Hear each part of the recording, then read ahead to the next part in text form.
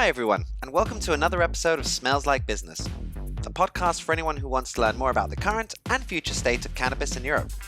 Every episode we talk to different business owners and cannabis specialists, making it easier for you to enter and better understand the cannabis industry.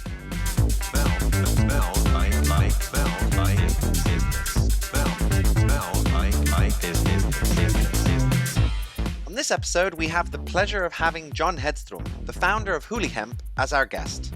Last year, John left his old career in the world of logistics and moved to the beautiful Swedish countryside with his family to pursue his dream of becoming a hemp farmer. We discussed the challenges he faced at the beginning setting up the farm in Sweden, the importance of choosing the right hemp variety and knowing what you want to produce, as well as what the daily life of a hemp farmer looks like. We also discuss what you need to do in order to be as best prepared as possible if you are considering becoming a hemp farmer yourself. The best advice you can get is from someone who is out there doing it already. So, let's discuss hemp farming. Hi, John. Welcome to the show. How are you doing? Hi, Tom. Nice to be here. Yeah, I'm doing very well. We're in the midst of the harvesting season here, so I'm both delighted and tired, but overall, I'm very good. And you, Tom, how about you? I am very well. Thank you, John. So, I remember when we spoke on the phone last week, you said you were very busy with the harvesting. How is that all going? So, I must say, because this is my first year as a hemp farmer and everything is new. So every day is a new day to learn. And that is what I'm doing right now. So I chose to grow a variety called Compulti this year. And it's quite a tall one. It's almost 3 meters. And the harvesting season for that variety is usually in October. So it has been a little bit too rainy, I think, and a little bit too moisty. But overall, I'm very satisfied because, as I said, this is a new farm and so on, so you don't quite really know how the variety will react to the soil and the climate here and so on. So, yeah, we have learned a lot this first year, and overall, I think it's been a good harvest. Yeah, I can imagine, especially at the beginning, it's a bit of a learning curve. Great. So, maybe you could tell us a little bit about yourself, where you're from, and what you were doing before you started Hooly Hemp. Yeah, of course. Yeah, I'm John. As you said, I'm from Sweden, born and raised. I have been working almost my entire grown life within logistics and supply chain management. And I've been working at companies like Husqvarna, they have chainsaws and so on. And the last couple of years I've been working within the DHL, the logistic company, the worldwide logistic company. Oh, yeah. And there I managed the continuous improvement work. So there was quite a lot of meetings and traveling all across Sweden and also Europe.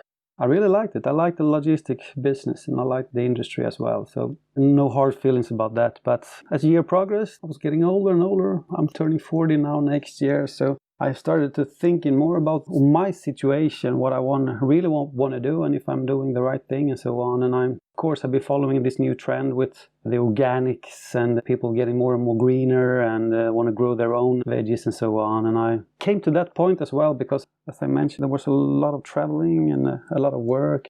Turned out I just burned out myself. It was a little bit too much for me. So that really made me stop and start to think over my situation. And I'm a country boy from the beginning. We have lived in the country when I was growing up. So I've always had it in me. And I always like growing my own vegetables like chilies and so on.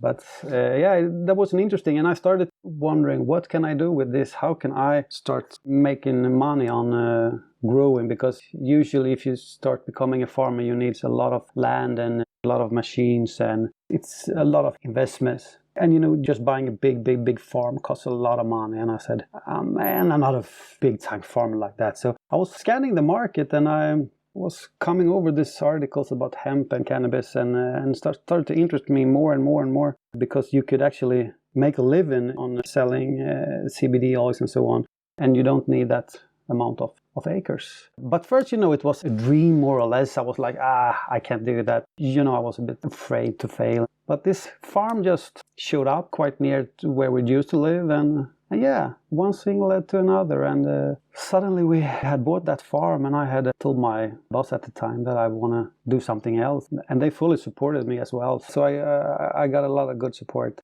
and then I just threw the dice. I just went for it, a bit bold, perhaps, or very, I might say now. In hindsight. Yeah. And I live here now currently with my family, my wife, and our little son. That's a little bit about my story at the moment.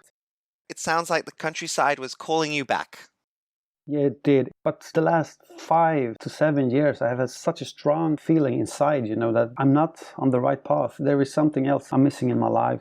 And that feeling has now, Been satisfied. yeah, it's satisfied. Everything feels all right now. So It sounds like the pieces are slowly falling into place. You started looking for a bit of land, or the idea's been in your head for a while, but it kind of sounds like it's come together a little bit. So how did you actually find the land?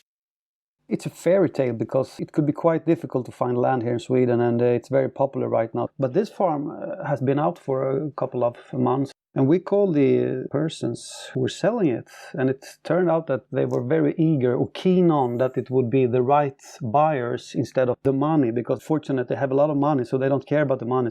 They have the farm next door, so they were really eager on that. We want the right persons to come here. So we called them and we set up a meeting, and it turned out that they haven't met the real buyers so far, and it turned out that we were those buyers. Oh, lovely. Yeah, they felt for us and we felt for them, and everything turned out really good. It sounds like you inherited some good neighbors as well. Yeah, we have here, and it is exciting because in Sweden, hemp or cannabis is still considering a drug in the general opinion, I must say. So people are, they are divided, but most of them are very interested, and so are the neighbors. And we have only good vibes so far, and that's also good because you never know, especially on the Swedish countryside, they could be really conservative, the people here, the farmers. But yeah, so far so good. I think it's safe to say Scandinavia as a whole is still relatively conservative when it comes to cannabis. Yeah. I also have these 3 keywords with me also on a daily basis. That is in order: communication, information, and patience. Every day, because it's a question about knowledging as well, because in Sweden you can almost not find any information at all when you're Googling, for example, hemp and how to sow and how to harvest, because there is knowledge here, but it's hidden more or less, and it's such a new agriculture, this hemp industry. Especially here in Europe. But yeah, so why did you decide to have hemp as your crop? That's an interesting question. Perhaps it was 3 years ago I started to read more and more about hemp, because I was also one of those not conservatives, but I was like, oh, can you really grow this in Sweden? Because I thought it's more or less the marijuana and so on. But what's really dragged me into the business was the CBD oil. That was the main business that I wanted to work with, because I tried it all myself and I got really nice results from it. And I was like, I have to share this with the rest of the, if not world, with the Swedes anyway. So that was the main reason that led me into growing hemp to start with. And then the other industrial part came along with it. And that has been a game changer for me as well, to read about it, because I didn't have the information that you could do so much with the hemp plants as I know today. So that has been a real upside as well. Yeah, I mean, I couldn't agree more. I feel like I'm discovering new things about hemp every single day. And yeah, you must be learning different ways of cultivating hemp as well, and different processes and techniques. But I can imagine it'll still take a couple of years before you get it right. And I can imagine that'll be the case with farming anything, really. It is, and especially hemp, because there is no tools to buy now, especially not in Europe, especially not in Sweden. I mean, US, they have their own harvesting machines for the buds or for the so on. But here, we who are in the front line now to take the lead in the hemp industry in Sweden, we have to invent everything ourselves now, because there is no machines and there's hardly any information to seek. So we have to do it by trial and error. So that's the way to do it right here. And you know, since there is no information about how to grow, you don't know which, as I told you, I grow compulsive, but now I have the information about compulsive. Now I could share it with others. Okay, if you're going to go compulsive in our climate, you have to think about this and that and so on. And this kind of information wasn't available when I started. So we have to write the history right now. We are the history writers. That's pretty cool. Yeah, absolutely. But I guess being on the front line also comes with its fair share of problems too. Yes. But that also makes it exciting as well. So what does actually a regular day look like, for instance, when you're harvesting? Yeah, now I get up really early. I would prefer to start work at 6 in the morning, but then it's still dark here right now, so I have to wait and do some administrative work and so on. But then as soon as the sun go up, I go out and I am harvesting all my crops now by hand. So it's really old-fashioned, but I kind of like it because I like to be out in the nature and breathe the fresh air. So I'm out there picking my plants one by one and trimming the buds. So I pick all the ones that are matured before lunch, and then after lunch I turn on some nice music and I sit and trim the buds, and then I hang them up in the barn for drying and then curing. So that is basically what I'm doing right now. And Yeah, they are maturing quite different. So you have one plant and right next to it, like a meter, you have another plant that has some weeks left before it's mature. So it's, you have to adapt the harvesting methods as well. So, but I'm trying to find my way here as well, which plant shall I go for and what end product will I go for and so on. So I'm still, every day is a new day, as I said, I'm learning new stuff every day. And since it's such a multifunctional crop, you have to find your own business. What do you want to do? What is going to be my niche? And I'm still finding my ways here.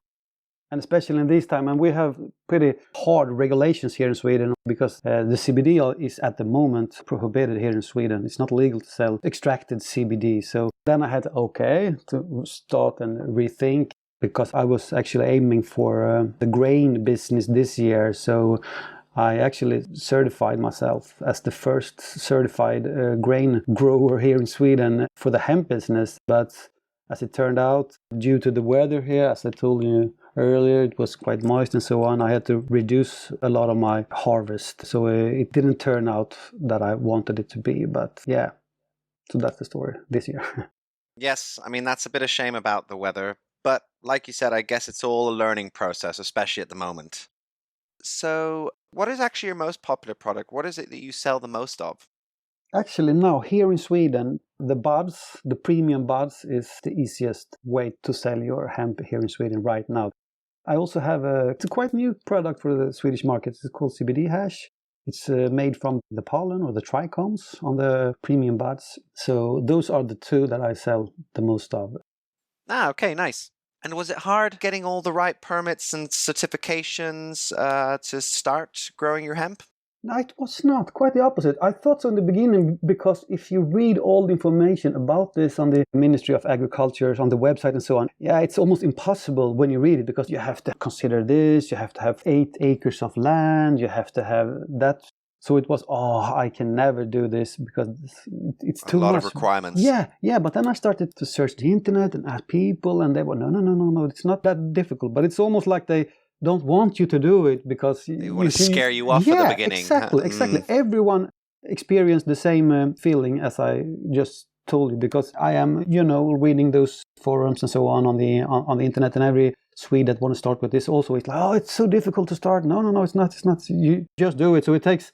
Okay, you need a little bit of land, of course. If you don't have that, it would be very difficult, because you need, I think it's 0.1 hectare to grow. If it's below that, you have to have a license from the Ministry of Pharmaceutical, and that is very difficult. So you have to have land. But if you have a little bit of land, everyone can grow it, everyone. So you won't get denied. Okay. I was I was surprised, because I also imagined that it would be very difficult, but I'm surprised. And they have been really also very friendly and interested and keen on what we are doing, because, as I told you, this is quite new in Sweden, but I have had a lot of help from them as well. So yeah, that's good. That's very positive, and also it's a nice message to give out to any future Swedes that are thinking of growing hemp, that actually it looks maybe a bit scary and overwhelming and that the requirements are huge, but actually it's not such a difficult process. And if anything, they're even there to help. Yes, just call them, because they are the ones I have met, of course, have been very helpful and friendly. I'm happy to hear that. Just go for it then, basically. Yeah, just go for it. Everything will fall to place. It's not that difficult. It's really not. No. Okay. So what has actually been the most surprising thing you've learnt from having your own hemp plantation? I imagine, it's called weed in some ways. So I thought, weed, I can grow it. I just have to throw the seeds in from my porch here and they will start to grow. But yeah, it's almost embarrassing to say, but that's a lesson learned, because it's so much more into it than that. And that is why I take a course, read about this, because as I learn, I've been to a lot of webinars and so on the last couple of months as well. And if you look at the US or the Canadian market, it's like, wow, you mean they have like the soil analysis, how much water each plant will need, and it's a science. And everyone says, you need to know this, you need to know your soil, you need to know this before you, okay, I know this now, but that's also trial and error. Now I learn the hard way, but that was an eye-opener for me.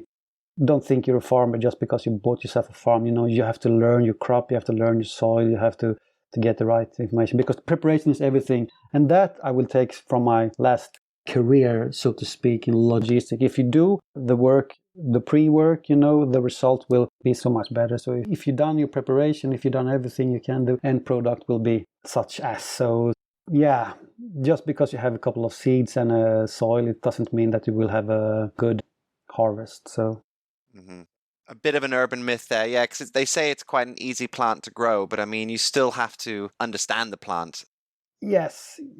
And especially if I want to give any growers an advice, know in advance what you want to do with your plant, because there is different techniques. If you want to have the premium buds, if you want to be a grain grower, or if you want to have the stalks, it takes different kind of soils as well. And yeah, so have in mind what business or what markets do you want to enter before you start to grow your seeds, because it's a game changer if you do. Yeah, definitely. So are you able to do everything by yourself, or do you have any full-time or seasonal workers that come in and help you? I'm all by myself, Tom. One-man team.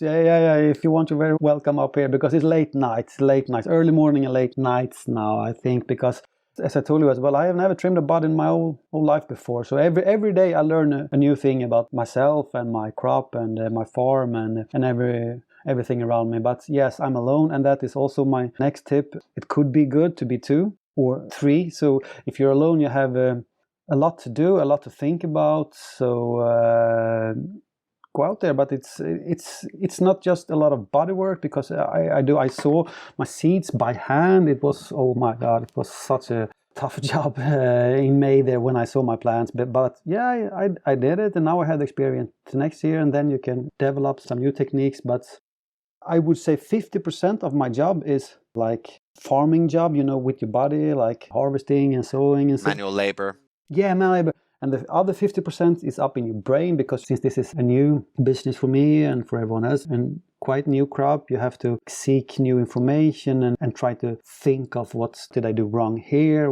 what shall I do next, and so on. So it's really tiring, both for the body and both for your mind, but at the end of the day, it's worth it. It's rewarding at the end of the day. Yeah, it's rewarding, it really is. But to be the more the merrier, they say. Perhaps not always true, but I think 2 could be really good, because then you can share the burden, so to speak. But of course, it's quite nice to have those communities around you, those hemp forums and so on the internet, because you can ask people there. But as I said, this is such a new, here in Sweden, a new crop. So if you ask a question, you can get 10 different answers. You just have to pick one of them and then try. Perhaps it was the wrong, but then you learn. It's a constant process. I can imagine, like you said, you're working mentally quite a lot as well as physically, because you're probably constantly reevaluating what you're doing and how you're doing it, and how you can improve on it as well. Yes, day and night. And even once, yeah, day and night, exactly. And at the moment, it's a big learning curve. But even a few years down the line, when you know how everything is done, you're probably still going to be thinking on how you can improve things, or, come up with new processes that will help improve the harvest. Yes. Yeah, exactly. Well, I just have one last question, which I ask all my guests. If you could go back in time, is there anything you would do differently? Yes, a lot. But if I have to pick one, that is get the right preparation, I think. Decide, first of all, what is your end product? What do you want to sell? Because in Sweden, we don't have today a machine that can harvest both the strain, the flowers, the grains. You have to pick one. So first of all, decide which business do you want to do, what end product you want to have. Then you can easily choose what kind of seeds that are good for that particular business. And then you can prepare your different techniques, how you shall sow your seeds, how you shall watering them, and so on. So I think information about your end business is very important, because I was like, okay, I choose this crop because it's a lovely crop. It has both CBD levels and it's a good strain crop, but I was a little bit naive. I thought I could use all the plant at the end of the harvest. But if you're a one-man company, it's too much work. You can't do that. No. So choose 1 or 2 end products and go from there and learn everything that you can. Because it happens so fast for me, since I bought the farm like 1 year ago, and then I put the seeds in May, and yeah, I was very unprepared. No, be prepared and know what you're getting into. Know what you're getting into, yeah. Do you have the right stuff for like processing this end product? Okay, you can do it by hand, but it's going to take time. Do you have that time? Do you have a barn that you can be at? Do you have all those things? So yeah, and that is also the trick here in Sweden, because it's difficult to get that information. So you have to look for other markets. And if you look for other markets, for example, US, they have different climates, so you can't just copy paste. No, you can't just copy paste, but you can get a hum of what you need to do. Yeah, exactly. But do the work before. Do your homework before you get into it. Do your homework, because the better you can do your homework, the better the product you will have. So, and the less cost and less failures you will have as well. So yeah.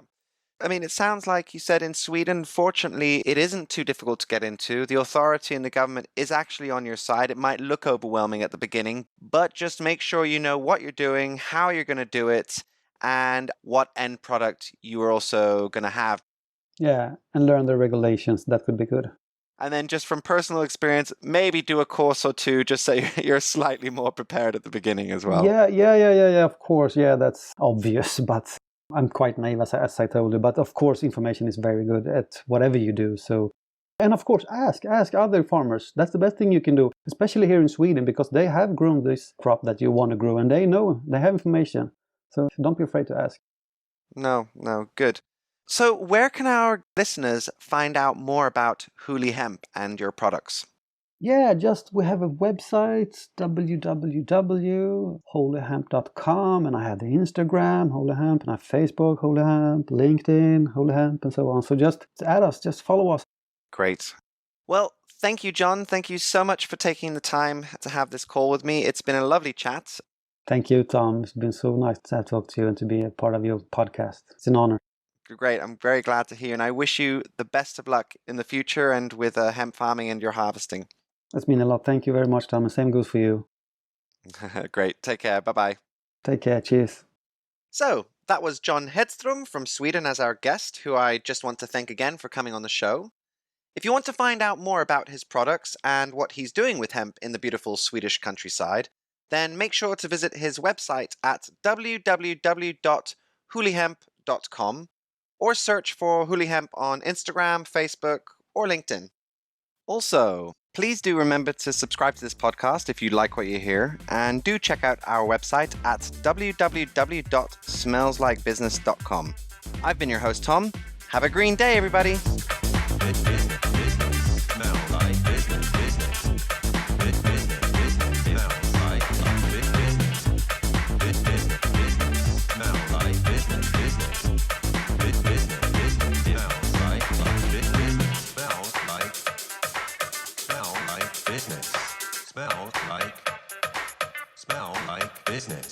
Smell like business.